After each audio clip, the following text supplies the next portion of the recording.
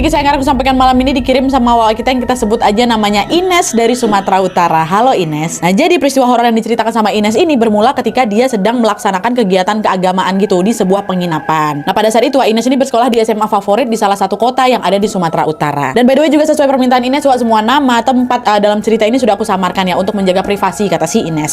Jadi ceritanya pada saat itu waktu kejadiannya udah lama kali, si Ines ini baru duduk di kelas 10 atau kelas 1 SMA. Sebagai murid baru, Ines sangat tertarik sekali untuk mengikuti segala kegiatan ekstrakurikuler di sekolahnya. Biasalah kan masih muda, masih semangat gitu ikut ini itu gitu kan. Dan setelah mempertimbangkan banyak hal, Ines pun akhirnya memutuskan untuk ikut organisasi keagamaan yang memang sesuai dengan keyakinannya, yaitu agama Kristen Protestan. Nah, organisasi itu macam rohisnya kita gitulah kalau di Islam, tapi kata Ines kalau di agama Kristen ini disebut organisasi PA ya. Nah, setelah dia bergabung menjadi anggota dari organisasi ini pun mengadakan event tahunan bernama retreat yang diadakan di luar kota selama 3 hari dari mulai hari Jumat, Sabtu sampai berakhir di hari Minggu. Dan FYI retreat ini tuh macam pesantren kilatnya gitulah kalau kata Ines ya. Panitia acara di retreat itu adalah kakak-kakak kelasnya Ines yang duduk kelas 11, sedangkan Ines dan teman-temannya yang kelas 10 ya mereka menjadi peserta aja. Dan rencananya acara retreat ini akan diadakan di wilayah yang bernama Tonggang yang dekat dengan Danau Toba ya. Singkat cerita, setelah ditunggu hari H pun tiba, Ines sama teman-temannya seorganisasi pergilah ke sana dengan didampingi oleh beberapa guru pembina supaya memang ada yang mengawasi mereka. Jadi nggak cuma kakak-kakak kelasnya aja, guru pun ada yang ikut. Nah, pada hari pertama acara semua berjalan baik, semua berjalan lancar. Rundown acara juga terlaksana secara tepat waktu dan tidak ada kendala sama sekali. Begitu juga di hari kedua, aman-aman aja semuanya, ya. Hari 1, hari 2 aman. Tapi ketika memasuki hari ketiga, mulai adalah ini suatu kejanggalan yang menimpa salah satu temannya Ines, ya. Disinilah kita mulai. Jadi, ceritanya pada hari ketiga itu, semua acara inti di kegiatan ini sudah selesai dilakukan. Guru agamanya Ines yang bernama Pak Uco kemudian akhirnya memberikan waktu senggang kepada para siswa untuk packing nih, untuk bersiap-siap, ntar mau balik ya kan. Tapi sebelum pulang, para siswa ini diminta untuk berkumpul dulu di sebuah aula yang ada di sana untuk melaksanakan doa bersama. Karena Ines sama beberapa temennya udah selesai packing duluan nih, packing lebih cepat, akhirnya mereka memanfaatkan waktu yang tersisa untuk berjalan-jalan bentar nih di sekitar penginapan sambil menikmati keindahannya Danau Toba. Mereka udah siap-siap packing, nunggu semua kon-konnya selesai, jalan-jalan lah mereka ini dulu. Selesai jalan-jalan, barulah itu mereka menuju ke aula untuk berdoa bersama. Nah, pas lagi khusyuk berdoa ini, semua orang-orang yang ada di aula tiba-tiba dikejutkan dengan kehadiran 2 orang siswa yang berlari tergopoh-gopoh menuju ke depan mimbar. Nah, 2 siswi itu adalah kakak kelasnya Ines. Yang satu namanya si Dona, satu lagi namanya Else. Dengan apa setengah-ngah Dona ini ngampirin lah Pak Uco yang lagi mimpin doa tuh di depan tuh.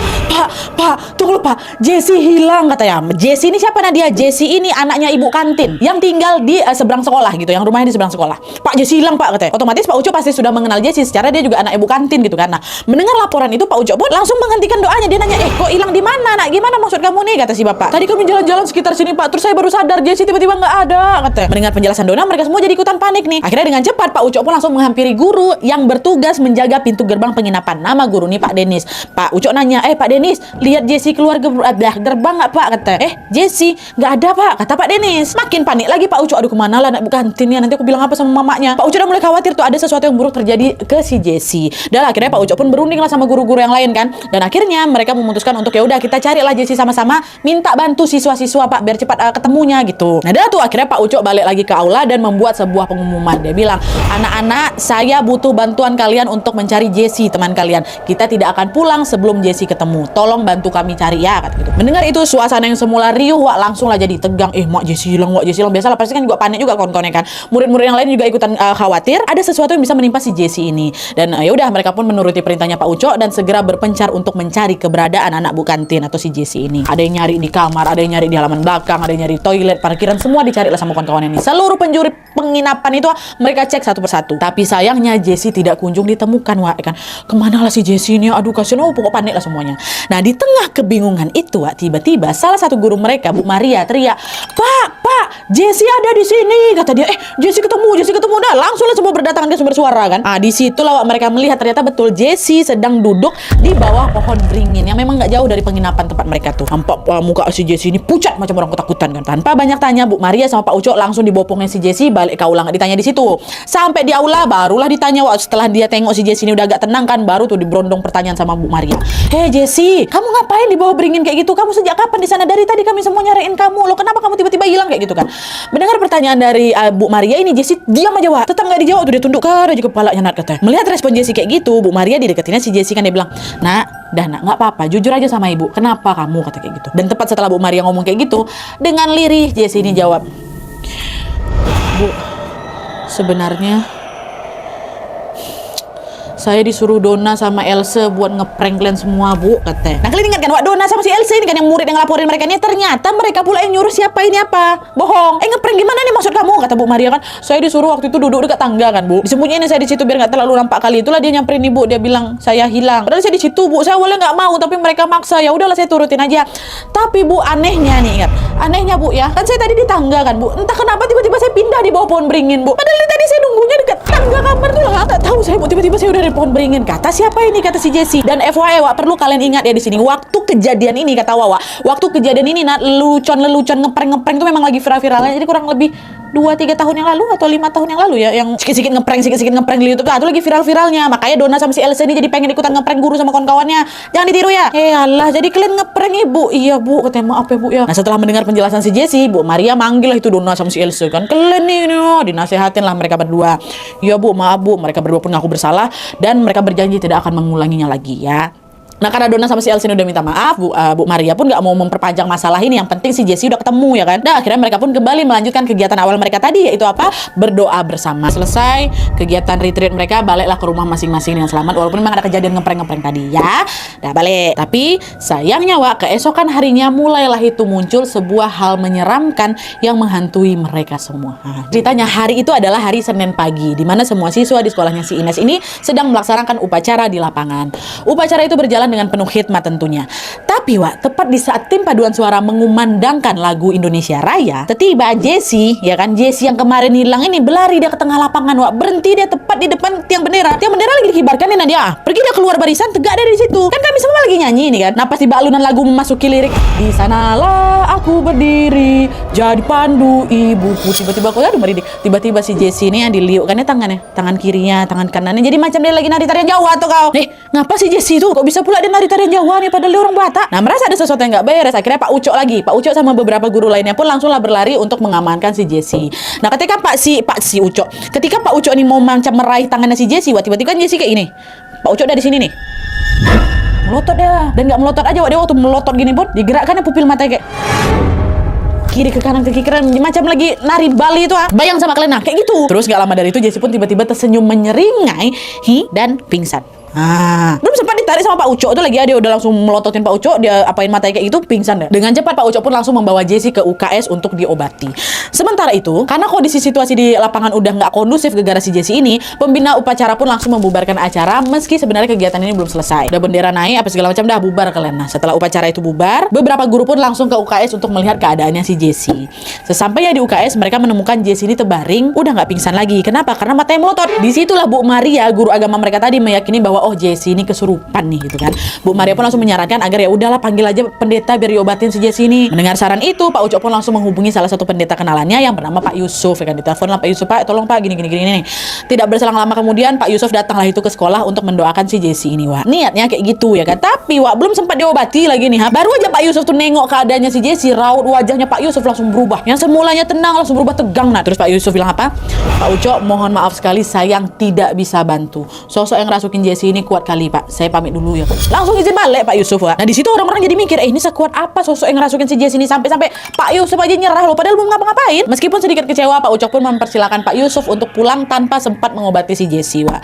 Meski memang tidak sempat diobati, untungnya memang beberapa jam kemudian sadar si Jessie ini, udah tampak normal lah dia. Untungnya mereka semua pun lega. Tapi itu pun juga nggak berlangsung lama ternyata, Wak, karena Jessie balik lagi kerasukan. Dan parahnya lagi, Wak, kejadian kerasukan itu menimpa si Jessie hampir 3 minggu berturut-turut. Nah, Jessie ini dibuat kayak macam nggak bisa belajar dengan tenang gitu loh, karena di tengah-tengah pelajaran pasti kesurupan dia. Nengok kondisi Jessie kayak gitu tuh ya, kawan-kawan guru-gurunya lagi nanya kan, ini anak ini kenapa nih, perasaan dulu dia nggak pernah lah kesurupan, kok sekarang malah sering kesurupan dia ya. Apa ini jangan-jangan ada hubungannya sama prank di penginapan tempo hari nih, kata mereka. Berdasarkan pemikiran itu, Pak Ucok sama Bu Maria yang notabene-nya memang guru pembina di acara retreat tadi, penanggung jawab waktu acara itu, mereka pun juga turut merasa bertanggung jawab lah dengan apa yang sudah menimpa si Jessie kan. Akhirnya mereka berdua sepakat lagi untuk memanggil beberapa pendeta baru untuk mengobati si Jessie. Tapi lagi-lagi lagi para pendeta ini juga tidak sanggup mengusir sosok yang merasuki si Jessie, Wak. Nggak nyerah sampai situ aja, Bu Maria sama Pak Uco ini juga terus mendatangkan pendeta yang berbeda-beda juga di kota mereka. Tapi ujung-ujungnya sama juga, nggak ada yang sanggup dari mereka ngusir sosok yang ngerasukin si Jessie itu, Wak. Nggak cuma pendeta aja, Pak Uco sama Bu Maria ini sampai manggil beberapa ustadz, nah, which is beda keyakinan sama kami kan. Kami panggil juga buat ngobatin si Jessie ini. Tapi sama aja, pengobatan apapun belum membuahkan hasil, Wak. Karena memang Jessie ini selalu balik-balik kesurupan lagi gitu. Nah, sampailah tiba masanya, Wak, di tengah kebuntuan itu akhirnya adalah ini sebuah titik terang, ya kan. Dimana pada suatu hari adalah ini pendeta dari luar kota namanya Pak Ginting dengarlah kabar kalau ada siswi namanya Jessie mengalami kesurupan berturut-turut di sekolah ini. Dan FYI karena memang aku ini tinggal di kota kecil, Jessie juga tinggal di kota yang sama, nah dia jadi berita tentang Jessie ini dengan cepat jadi pembicaraan orang dekat kampung mereka itu. Dengarlah ini sama Pak Ginting kan. Nah, singkat cerita Pak Ginting ini pun menghubungi pihak sekolah dan dia berkata, "Pak, saya akan membantu Jessie. Tapi ada syaratnya, Pak. Jessie tolong dibawa ke gereja tempat saya bertugas," kata dia. Jadi nggak diobatin di sekolah, bawa dia ke gereja saya. Nah, mendengar tawaran itu pihak sekolah pun setuju, ya kan. Nah, pada hari yang sudah ditentukan, Jessie pun diantarlah sama Pak Uco, Bu Maria sama 7 orang murid yang lainnya ke gerejanya Pak Ginting, termasuk si Ines nih, Wak. Dan by the way memang orang-orang di sekolahnya Ines ini memang kompak kali gitu loh. Mereka tuh semua ikut bertanggung jawab untuk kesembuhan Jessie, mantap ya kan. Bawalah tuh beramai ke sana. Sampai di sana Pak Ginting langsung mengajak mereka untuk berdoa bersama-sama untuk kesembuhannya Jessie. Dah berdoa kita yuk.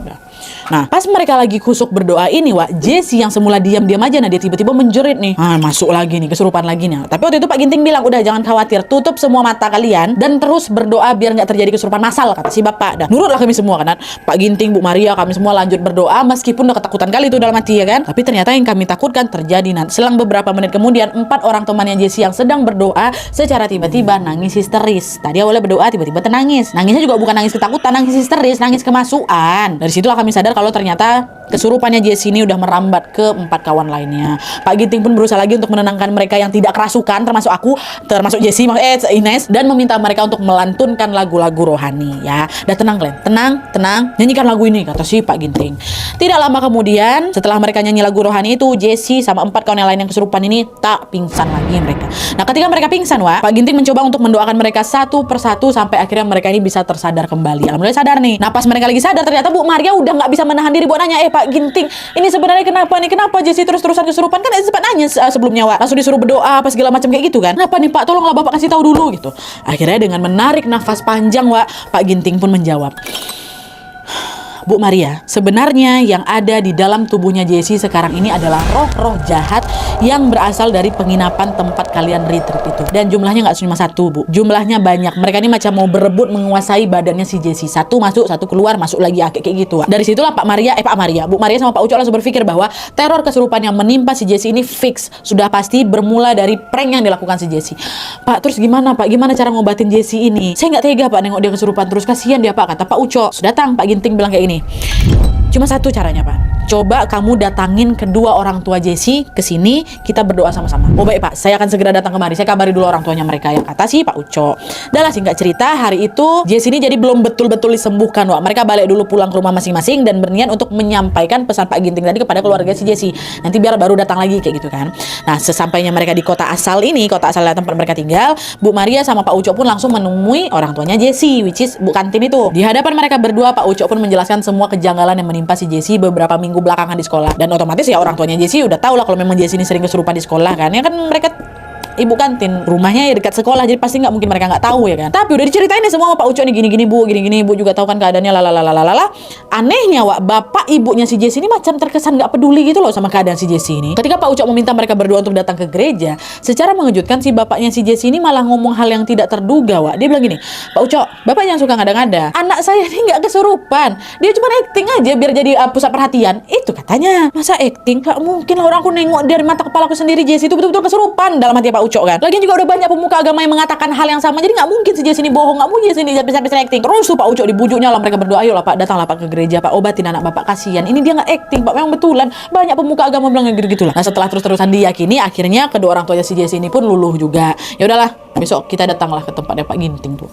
Dah lah tuh, pada hari yang sudah ditentukan, kedua orang tuanya si Jessie ini pun ditemani sama Pak Uco. Pergilah itu Nadia, dia menemui Pak Ginting di gereja.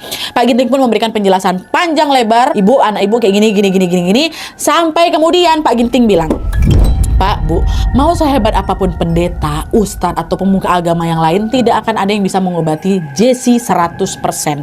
Yang bisa menyembuhkan Jessie adalah kalian berdua sebagai orang tuanya, kata Pak Ginting. Dengar penjelasan itu, Bu Jessi bilang lagi, Pak Pendeta, ini maksudnya gimana nih? Kalau pemuka agama aja nggak bisa ngobatin anak saya, apalagi kami yang imannya juga biasa-biasa aja, Pak, kata ya. Nah disitulah Pak Ginting langsung hela napas panjang, sampai akhirnya dia berkata, lepaskan penglaris yang kalian pakai selama ini. Itu satu-satunya cara supaya roh Jessi bisa kembali.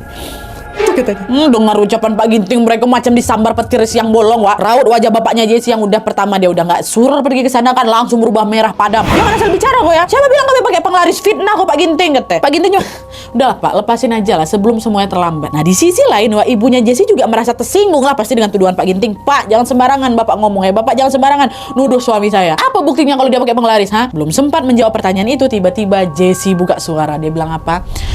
Pak, Mak, Jessi capek, katanya. Dan gak lama setelah itu balik lagi kerasukan. Si Jessi dijerit-jerit dan dijambak-jambak, rambut dan dipukulkan kepala ke tembok. Oh, chaos lah. Nah, menyadari Jessi kesurupan kayak gitu, Pak Ginting bilang, tengok tuh, tengok anak kalian. Apa yang kalian lakukan tuh berdampak besar kali sama si Jessi ini. Asal kalian tahu aja ya, sosok yang menghuni jimat kalian itu udah lama ngincar si Jessi, tapi memang dia gagal ngelukain si Jessi. Gara apa? Jessi rajin ibadah, gak macam kalian. Tapi sayangnya minggu lalu tuh lah Jessi dirasuki sama sosok kuntilanak dari penginapan Danau Toba tuh. Nah, kuntilanak itu yang bikin sukma anak kalian ini belobang. Makanya sosok yang ada di jimat kalian masuk dia ke tubuh si Jessi. Nggak dia aja doh, puluhan pasukannya juga datang juga tetap ada si Jessi. Nah dengar itu baru udah nggak bisa ngomong apa-apa lagi orang tua si Jessi, Wak. Nangis lah sesenggukan mamanya kan. Macam ketampar mungkin dia, macam sadar, iya Yuding betul nih apa yang bapak ini bilang itu. Barulah itu di sela-sela tangisnya Bu Jessi langsung bilang ke sono, Pak, udah lah Pak, ikhlaskan aja lah Pak, lepaskanlah semua penglarisku tuh Pak, biar sembuh anak kita. Nah di situ bapak Jessi nggak ngelawan pula, Wak. Dia cuma diam dan nggak juga diresponnya perkataan istrinya. Macam seolah-olah bapak ini macam nggak mau melepas jimat penglarisnya gitu loh, Wak. Tapi setelah terus-terusan didesak kan akhirnya bapak Jessi bilang, ya udahlah, saya lepaskan penglaris ini. Ketahuan. Inilah alasannya kenapa harus disamarkan, Wak. Nah, gak lama kemudian Pak Pendeta atau Pak Ginting ini bilang lagi, kalau begitu keluarkan jimat yang kalian bawa dan ambil semua jimat yang ada di rumah kalian sama yang ada di kantin kalian. Ya, katanya juga sebenarnya di sini keluarga si Jessi ini agak kaget, Wak. Kenapa? Karena kok bisa pendeta Pak Ginting ini tahu semua rahasia kami ya? Padahal baru itu loh mereka ketemu, Pak Uco aja baru itu ketemu. Tapi udahlah, udah disuruh kayak gitu ya, Bapak Jessi ngikut-ngikut aja lah. Diturutilah semua perintahnya Pak Ginting. Dia bergegas pulang ke rumah untuk mengambil semua jimat penglarisnya. Sementara itu ibunya Jessi masih terus menangisi si Jessi sambil memegangi tangannya Jessi yang udah nggak sadarkan diri, pingsan lagi kan. Ibu bilang, nak, maafkan kami, katanya. Dah tuh singkat cerita, beberapa jam kemudian kan Bapak Jessi langsung balik ke rumah tuh kan ngambil barang-barang itu. Beberapa jam kemudian Bapak Jessi pun kembali lagi ke gereja. Dia datang dengan membawa satu kantong plastik besar berisi jimat. Bapaknya Jessi pun langsung menyerahkan kantong itu kepada Pak Ginting. Pak Ginting pun menerima jimat itu sambil berkata, oke Pak, setelah ini mari kita berdoa, kita bernyanyi lagu rohani ya. Setelah itu kita bakar jimat ini demi kesembuhannya Jessi. Baik Pak, kata bapaknya Jessi. Dahlah tuh, berdoalah mereka semua. Pak Ginting saat itu langsung menyalakan api dan membakar jimat itu. Dan tepat di saat kobaran api melahap jimat penglaris itu, Jessi balik kesurupan lagi. Tapi untungnya katanya kesurupannya nggak berlangsung lama, karena beberapa menit kemudian Jessi pingsan lagi.